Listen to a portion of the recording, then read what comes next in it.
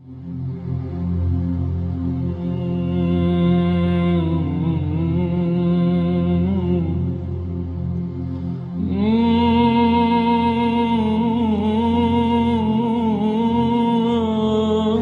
agtiisana marka miisaan la saaro la dhammaan maayo janaaxa bacuudatin dhilmaanya garabkeeda buu dhahay nebiga sala allahu calayhi wasalam.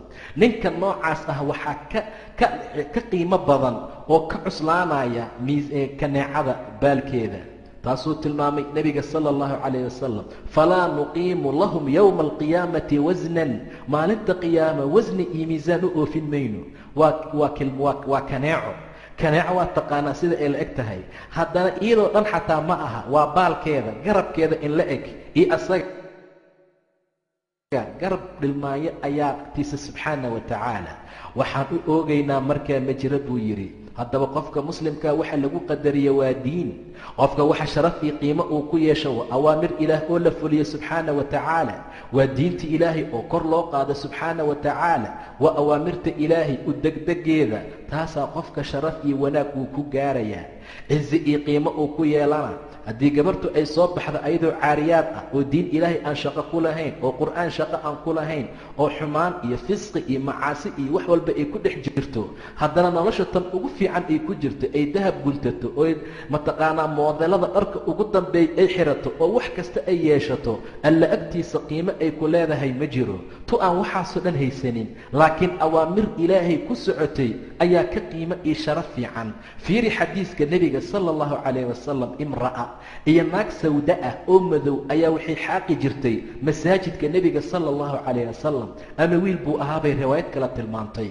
nebigaa wuu waayey rasuulka. mar allaala markuu dhowr jeer masaajidkii ku soo noqnoqday ayuu waayey. fasa'ala canhaa aw canhu, waa su'aalay. aaway buu yidhi gabadhii masaajidka xaaqi jirtay, dahab ma wadato, waxay wadata ma laha, nolosha ay ku jirto waa nolol daciif ah, laakiin maxay haysaa diin ilaahay, maxay haysaa salaad aan dhaafin, maxay haysaa qeyr ay ku dadaasho, beydka ilaahay ay nadiifisaa subxaana wa tacaala. way xaaqdaa ama wuu xaaqaa. waxay yidhaahdeen maata aw maatat, way dhimatay. nebigu wuxuu yidhi afalaa kuntum aadantumuunii, maxaad iigu soo sheegi weyseen? sha'nigeeday yaraysteen. fakaannahum saqiruu amraha aw amrahu, amarkiisay yaraysteen. waxay is yidhaahdeen waa wax dhulka xaaqi jiree, waxba nebiga yaan la soo dhibin. nebiga maalintaa wuu xanaaqay. afalaa kuntum aadantumuunii bi, maxaad iigu soo sheegi weyseen? aadantumuunii, maxaad ii soo ogeysiin weyseen? war ma taqaanin sha'nigeeda, cilmiga qiimaha ilaa agtiisay ku leedahay subxaana wa tacaala. dulluunii calaa qabrihaa, qabrigeeda hadda itusa buu yidhi nebiga sala allahu calayh wasalam. saa ugama harin, waayo xushmad bay leedahay, waa ahluddiin. shaqaday haysa waa shaqo daciifa markay dadku fiiriyaan, meel bay xaaqdaa. haddana adduunku waa ku daciif, haddana hanti iyo xoolo ma laha, haddana ma aha dadka la qadariyo isha buuxiso, laakiin ilaahay agtiisa ayay ka tahay cadiim. ilaahay agtiisay qiimo ka leedahay. hadda igeeya buu yidhi, idinkaa ii soo sheegi waayey markii hore qabrigeeda. nebiga qabrigeedaa la tusiyey, waa dul istaagay, waa u duceey ama waa ku tukaday. intaa ka bacdi buu yidhi inna haadihi alqubuur, qabriyaashaan agteeda ku yaala, dhammaan dadka ku duugan iyo ehelkooda mugdi baa laga buuxiyey. ilaahayna wuxuu ku iftiimiyey bisalaatii calayha, salaadii aan ku tukaday ama ducadii aan u duceeyey yuu ilaahay ku iftiimiyey subxaana wa tacaala. saa darteed waxaa la tilmaamayaa qofkii qadarin raba, qofkii in la qiimeeyo raba, qofkii raba inuu kor noqdo, ilaahay diintiisaa lagu kor noqdaa subxaana wa tacaala. ilaahay diintiisaa lagu sharafoobaa subxaana wa tacaala. ilaahay diintiisaa cadaalad iyo horumar iyo wanaag uu ku heli karaa. sidaa darteed buu nebigu yidhi rubba ashcafa, badanaa mid ashcaf ah, waa mid basaasan, asagoo dhan boor yeeshay, oo madfuucu bilabwaab, arbaabaha laga soo xirxirto.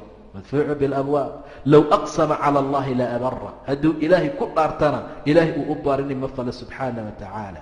ilaahay waa u baarinimo falayaa. sidaa darteed ayaa qof kasta oo muslim ah jannada raba wuxuu aad ugu dadaalayaa waxay tahay inuu waddada khayrkaa markaa maro. qumtu calaa baabi aljanna buu yidhi nebiga, albaabka jannadan isdul taagay. faidaa caamat man dakhalaha almasaakiin, intii gelaysoo ku tilaabsanaysay masaakiinta ugu badnaa. wa asxaabu aljad, dadkii hodanka iyo lacagta iyo deeqda u saaxiibkaa maxbuusuuna way xabisan yihiin, bannaankay taagan yihiin, qoladaana way gelaayeen albaabkeeda oo way ku aruuraayeen. masaakiin marka la leeyahay ma aha masaakiin ilaahay ku kibirtay subxaana wa tacaala oo sabri weysoo diin ilaahay raaci weysay subxaana wa tacaala. nin hanti iyo xoolo intuu waayey masaajidka ilaahay imaan waayo yidhi ilaahay asagaba waa inacay subxaana wa tacaala. ninka noocaasa loolama jeedo, ma loola jeedo qof masaakiin ah oo intiqaacadii ilaahay ka fogaaday, haddana wax walba oo waddo xun ah ku dhex jira, hadday sariqo noqoto, hadday xadid noqoto, ilaahay oo laga eedsheegto hadday noqoto, arrimooyin fara badan oo noocaasa ma aha. laakiin waa miskiin diinta alla taajirka ah, waa miskiin diinta ilaahay ku xoog badan, waa miskiin adduunka ka tabar yar aakhirana ku xoog weyn. ninka noocaasaa loola jeedaa. way sii gelgelaayeen, way ku tallaabsanayeen. inta ugu badan ee gelaysay ayagay ahaayeen. dadkii dheefta lahaa, dadkii xoolo qabeenka ahaa maxbuusiin bay ahaayeen. waayo inta badan qofka xoolaha leh wuu ka dib dhac badan yahay dadka aan xoolaha lahayn, xagga salaadaha, xagga diinta, xagga awaamirta ilaah subxaana wa tacaala, xagga khayrkii wanaaggii waxyaabaha kale. xataa iska daa wax kale, dadka asxaabuljaddiga ah ee dheefta iyo xoolaha u saaxiibka ah, ayaga iska daa inay khayrka iyo dugsiyada iyo meelaha qur'aanka laga barta ay yimaadaan. xataa ciyaalkooday kala faanaan inay dhex fadhiisiyaan. kan ugu fiican baa dhahaya hala ii keena macallin guriga aan wax markaa ku siiyo, oo ciyaalka guriga ugu yimaadaan. dadka noocaasa maxbuusiin bay ahaayeen, way xabisnaayeen oo bannaankay markaa taagnaayeen. asxaabu naar xataa waa la amray inay naarta galaan. xataa ahlu naarkii baa ka hormaray inay naarta galaan. albaabka naartaan istaagay buu yidhi nebiga, faidaa caamatu man dakhalaha annisaa. inta gelaysay ugu badnaydna dumarkay ahaayeen buu dhahay nebiga sala allahu calay wasalam. waa xumaantoodoo badan, waa nacaladoodoo badan, waa khayrka iyo wanaaggii ixsaanka loo sameeyey qaryaan oo badan, waa macaasida iyo awaamirta ilaah oo ay ku dhiiran yihiin, waa xijaab la'aanta, waa caariyaadnimada bannaanka lagu baxo, waa inay ka fog yihiin mar walba awaamirta ilaah subxaana wa tacaala. ayagoo mataqaanaa sidaa ah ayuu ilaahay nebigiisa ku tilmaamay inay sadaqada ku dadaalaan, waxbixinta ay ku dadaalaan, qadabka raxmaanka demisaa, dembi dhaaf weydiisiga iyo sadaqada badiya. waan idiin arkay inaad tihiin caama ahlunaar kuwa ugu badan, si ilaahay idinkaga badbaadiyo, oo awaamirta iyo khayrka ilaahay ku dadaala, si ilaahay jannadiisa iyo wanaaggiisa idin siiyo. xaaladdu saasay markaa ahayd. haddaba qof kasta in allaala intuu awaamirta ilaahay fuliyo oo khayrkii wanaagga uu ku dadaalo ilaahay sharifaa, korna u qaadaa subxaana wa tacaala. nebigu wuxuu yidhi wax yaraan ku hadlay ma jira ilaa 3 qofood maahane. 3 way ka badnaayeen, laakiin xadiiska ayaa 3 isku mar sheegay oo markaa soo ururiyey. waa nebi ciise calayhi salaam. ciise mar allaala markay hooyadii dhashay, gabar fiican bay ahayd oo mataqaanaa cafiifad ah oo dhowrsan, wax guur ahna markaa laguma ogeyn. masaajidkay ka khidmayn jirtay. yaa maryamu uqnutii lirabbiki wasjudii warkacii maca araakiciin buu ku yidhi ilaahay. maryamey rabbigaa ateec. yaa maryam waan ku doortay buu yidhi ilaahay, waxaan kaa doortay wataharaki, waan ku nadiifiyey, wastafaaki calaa nisaa'i alcaalamiin, caalamka dumarka jooga oo dhan ayaan kaa doortay ayuu yidhi ilaah subxaana wa tacaala. bacdamay sidaa tahay ayay ciise dhashay. waxay ku dhashay guur la'aan, waxay ku dhashay aabba la'aan. mar allaala markay aflagaadeeyeen oo ay dhaheen yaa ukhta haaruun maa kaana abuuki imra'a saw'in wamaa kaanat ummuki baqiya, aabbahaa nin xumaan la ahaa ma ahayn, nin fiicanoo akhyaara ayuu ahaa, hooyadaana naag baqiyad ah oo dadka xunxun ah ma ahayn, canugaan xaggeed ka keentay? fa ashaarat ilayhi, fartay ugu fiiqday. waxay dhaheen kayfa nukallimu man kaana fi lmahdi sabiyan, seen ula hadlaynaa canug yar oo hadda dhashay oo dhabta markaa ku jira? ilaahay baa ka hadlisiiyey, muxuu yidhi innii cabdullaahi aataaniya alkitaab wajacalanii nabiyan wajacalanii mubaarakan aynamaa kunt waawsaanii biالsalaati waالzakaat maa dumtu xaya. saasuu ku hadlay ciise calayhi salaam, addoon ilaahay baan ahay. innii cabdullah waa hadalka ugu horreeyey afkiisa ka soo baxay. cubuudiyanimo ayuu isku qiray. lan yastankifa almasiix an yakuuna cabdan lilah.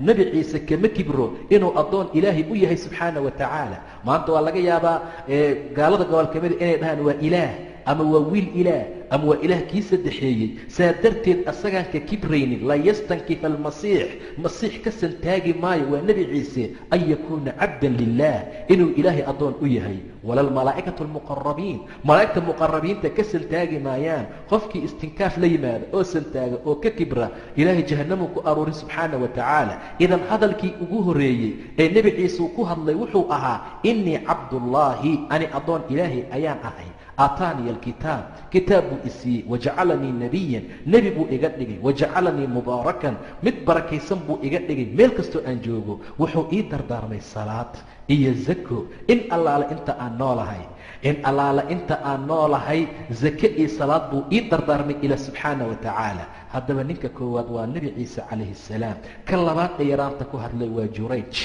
jurayj wuxuu ahaa baa li rajul caabidan nin cibaado badan ilaahay ku xihan subxaana wa tacaala wuxuu samaystay sawmaco meel la yidhaahdo waa mawlac ayuu samaystoo dhoobo iyo waxa uu ka sameeyey wuu isaga dhex jiray asagoo isaga dhex jira oo ku cibaadaysanaya oo ilaahay ku caabudaya ayaa hooyadii u timid maalin wahwa yusallii asagoo tukanaya waxay tiri